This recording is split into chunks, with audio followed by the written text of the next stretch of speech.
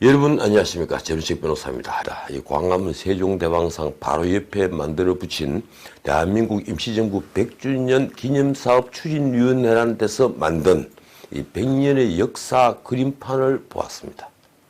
그 내용이 참 기가 막히더군요. 이렇습니다.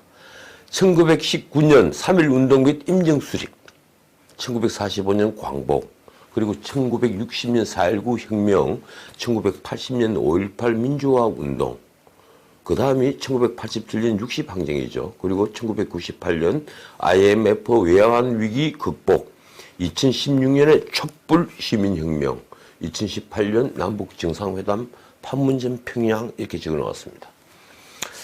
이 그림판을 여러분들이 보시면 곳곳에 작은 태극기가 붙어 있는데 그 내구 시민들이 글자를 가리려고 붙인 것입니다. 어떻게 보셨습니까? 다시 한번 보여드리죠. 지금 정부가 대한민국 임정 100주년 기념사업 추진위원회라는 거창한 이름을 빌려 그려놓은 이 그림판은 문재인 정부의 생각이 무엇인지를 극명하게 보여주고 있습니다. 이 100년에는 1948년 건국이 없습니다. 무엇보다도 김일성의 남침으로 시작된 6.25 전쟁이 없습니다. 5.16도 없습니다. 그리고 이 나라를 선진국의 대열로 진입시키는 동력을 준 1988년 서울올림픽도 없습니다. 문민정부 출범도 없습니다. 그런데 놀랍게도 그들이 내놓고 싶은 역사는 모두 있습니다. 보고 싶은 것만 보는 겁니다. 아직 역사의 평가가 제대로 이루어지지 않은 IMF 외환위기를 극복한 것이나 박근혜 전 대통령 탄핵을 부른 3년 전의 촛불 시위를 촛불 시민혁명이라고 적어놓은 게 그것이죠. 이런 그들만의 역사를 왜 강요하는 것일까요? 솔직히 저는 무섭다는 생각을 했습니다. 그리고 이런 생각도 했습니다. 저 사람들과 나 사이에는 건널 수 없는 강이 있다. 이러니 이 나라에는 국가를 건설하고 그리고 6.25 때 이 나라를 지킨 세력이나 그리고 산업화 세력의 공은 모두 파묻히고 그들이 잘못만 부각되어 이제 그들은 악의 세력처럼 되었습니다. 한편 그들에게 반대한 이들은 선으로 귀결됩니다. 아니 선을 그들이 독점했죠. 그들이 파렴치하고 부도덕한 일조차 반독재니 민주니 평등이니 인간이니 사람이니 하는 그런 단어로 미화되고 포장됩니다. 이러니 조국도 떳떳하고 유재수도 고개를 뻣뻣이 쳐들고 있습니다. 조국과 그 가족의 온갖 비리가 들통났는데도 아직도 조국은 검찰개혁의 희생자로 상징으로 행동합니다. 조작된 비첩보로 경찰이 선거에 개입해서 엉터리 수사를 벌이는데도 그 수사 책임자는 거꾸로 검찰을 공격하고 있습니다. 경기의 룰을 일방적으로 만들겠다며 4+1이라는 괴이한 협의체란 걸 만들어 그리고 3, 4일짜리 임시국회를 몇 번 열어서 선거법을 개정하겠다면서도 조금도 부끄러워하지 않는 건 그들이 선을 독점하기 때문입니다. 조선일보 사면 하단의 제목은 임정 100주년 위원장의 문비어천가입니다. 문재인 대통령이 어제죠. 임정 100주년 기념사업 추진위원 90명을 청와대로 불러서 점심을 먹었습니다. 한한상 위원장의 한 말이 뉴스가 됐습니다. 작년 평양 능라도 경기장에서 문 대통령의 연설을 들으며 냉전의 빙벽이 마침내 허물어지고 있구나 하고 감동했다. 그러니까 남쪽 대통령이라고 했던 그 연설이죠. 그 다음 말입니다. 그들이 바랐던 탈냉전 조치가 우리 측에서 나오지 않자 북측은 오늘 냉전 회기 징후를 보여주고 있어 안타깝다. 이런 말만 들어도 속이 뒤집힐 판인데 한 위원장이 뒤에 한 말은 귀를 의심케 합니다. 우리 문재인 대통령의 힘은 트럼프 대통령이 감히 흉내도 못 낼 인내와 착함의 지도력이다. 착함은 악한 구조에 사악한 힘을 절대 허용하지 않는다. 악한 구조를 착한 전략으로 우아하게 이겨내는 힘이다. 그는 그러면서 문 대통령이 내놓은 음식을 예찬, 그러니까 예의를 다해 차린 음식이라며 감사의 인사를 빼놓지 않았습니다. 도대체 점심에 무엇이 나왔기에 예찬이라며 그렇게 감동했을까요? 어떻든 이 노 학자의 트럼프가 감히 흉내도 못 낼 착함의 지도력이라는 말에 저는 솔직히 큰 충격을 받았습니다. 어떻게 이럴 수가 있나 하는 충격 말입니다. 착함, 선하다는 건데 순간 이런 생각도 들었습니다. 아, 검찰 개혁을 하겠다는 것도 노동자 말에는 아무런 이의를 못다는 것도 그리고 편을 갈라서 우리 편만 지독이 챙기는 것도 야당 대표가 결사항전하는 걸 무시하고 공수처법과 선거법을 밀어붙이는 것도 그리고 그렇게 해서 이 나라의 체제가 다 무너져 내리는 것도 바로 그 착함 때문이었구나. 그런데 우리 착한 대통령은 지금 벌어지고 있는 이 난리판에 왜 한마디 말씀도 없는 것일까요? 대통령의 침묵, 정말 침묵, 지독한 침묵입니다. 조국 사건은 이리저리 언급을 피하다가 끝내 제도 탓으로 돌렸죠. 그리고 오히려 검찰 개혁을 몰아붙였습니다. 그러니까 조국은 죄가 없고 모두 다 제도 탓이라는 것이죠. 유재수 감찰무마 의혹 사건은 아직 이런 방구 말씀이 없습니다. 과연 백운우 뒤에 조국만 있을까요? 공수처법이나 연동형 비례제로 국회에서 이 난리가 났으면 대통령 의견이 나올만 또 한데 조용합니다. 야당 대표가 단식을 하든 머리를 깎든 아무 상관이 없습니다. 북한 김정은이 동창리에 무슨 시민인가를 해서 대성공을 거뒀다고 시끄럽고 미국을 협박까지 하고 있는데도 대통령은 한마디 말씀도 없습니다. 이러다가 기대하던 미국 회담은커녕 김정은이 만에 하나라도 국지적 도발이라도 해온다면 문 대통령은 그때 어떻게 대응할까요? 설마 이것이 한 번도 경험해 보지 못한 나라의 실체는 아니겠죠. 어떻든 오늘 또 여야의 충돌은 계속됐습니다. 언론은 연동형 비례제 비율을 두고 벌어진 4-1 협의체 안의 내분을 상징이 무산된 큰 이유로 봅니다.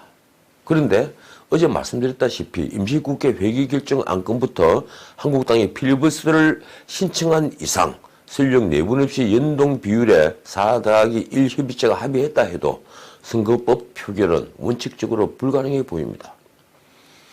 그러니 지금 상황은 언론이 보는 것처럼 선거법과 공수처법, 검경수사권 조정을 여당이 원하는 대로 밀어붙일 가능성은 아주 낮아졌다고 볼 수 있죠. 그렇지만 문희상 의장이 회기 일정에 대한 필리버스터를 인정하지 않고 3-4일 쪼개기 국회라는 편법 국회로 간다면 어떻게 될까요? 법과 관리를 무시한 게 한두 분이 아니니 문 의장이 그렇지 않는다는 걸 누가 장담하겠습니까? 문희상 의장은 공수처법과 선거법을 패스트트랙에 올릴 때도 병원에 입원해서 이른바 사보임을 병상에서 결재해서 명백히 민주당 편을 든 전력이 있습니다. 4-1의 편법 협의체가 지난번 예산안을 처리할 수 있도록 온갖 편법을 또 눈감아 주었습니다. 이제 연동형 선거법과 공수처법 그리고 검경수사권 조정 안건을 그렇게 처리하지 않는다는 보장은 없습니다. 오늘 신문 사설은 그 점을 지적했습니다. 조선일보 사설 제목은 문 의장 의원직 아들 줄여 대통령 수족 노릇하는가입니다. 참 부끄러운 제목이죠. 동아일보 사설은 논란 자초한 국회의장의 처신입니다. 신문 사설에 이런 제목이 나온다면 솔직히 가문의 수치입니다.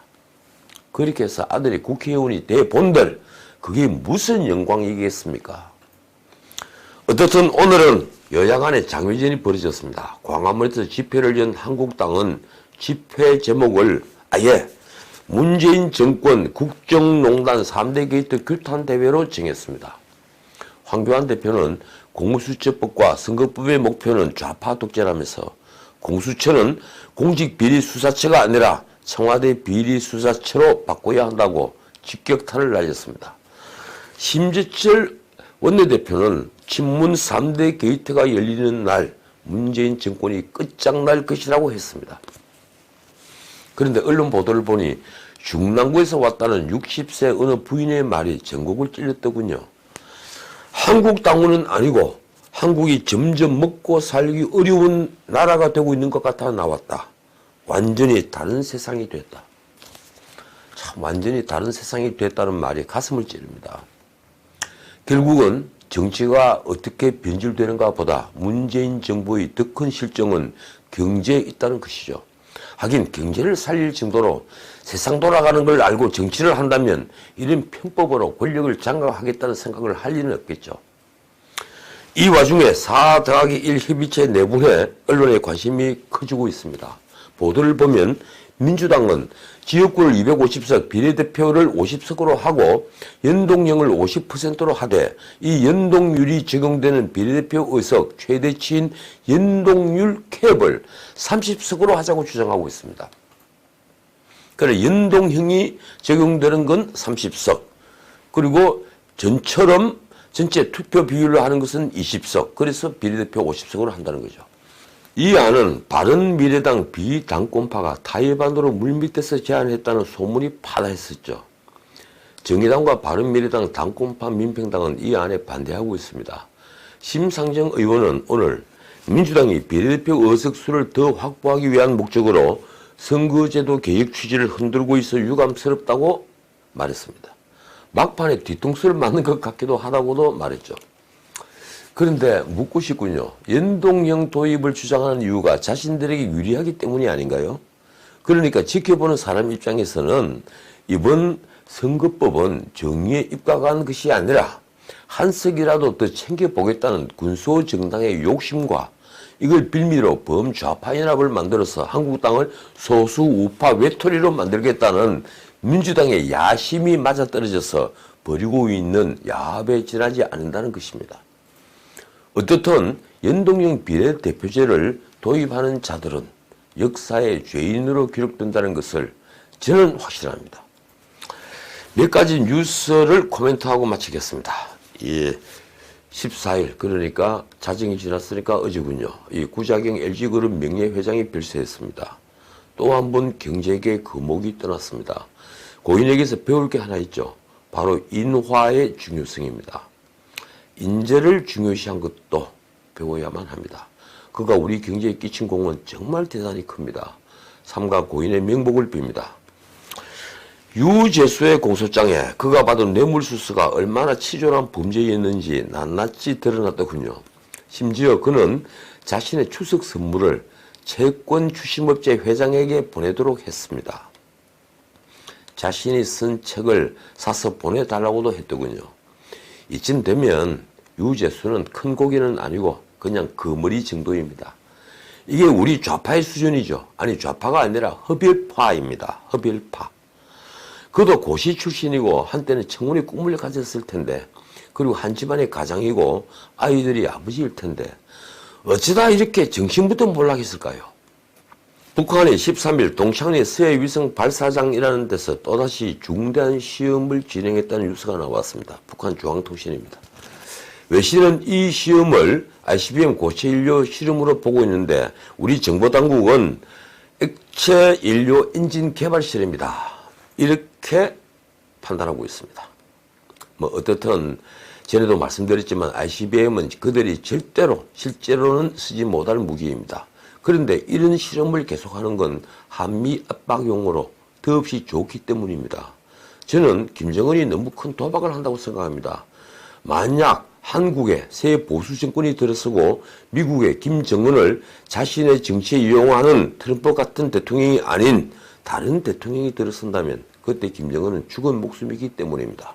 그런데 오늘 더 웃기는 것은요, 박정천이죠. 북한의 총참모장이라는 자가 다시 미국을 협박했더군요. 우리가 거대한 힘을 비추겠다. 그러니까 까부지 말고 은행 조심해라. 이런 협박입니다. 참 웃음만 나올 뿐입니다. 예, 오늘은 여기까지입니다. 주말 편히 쉬시기 바랍니다. 봄은 멀지 않았습니다. 지금까지 전우식이었습니다.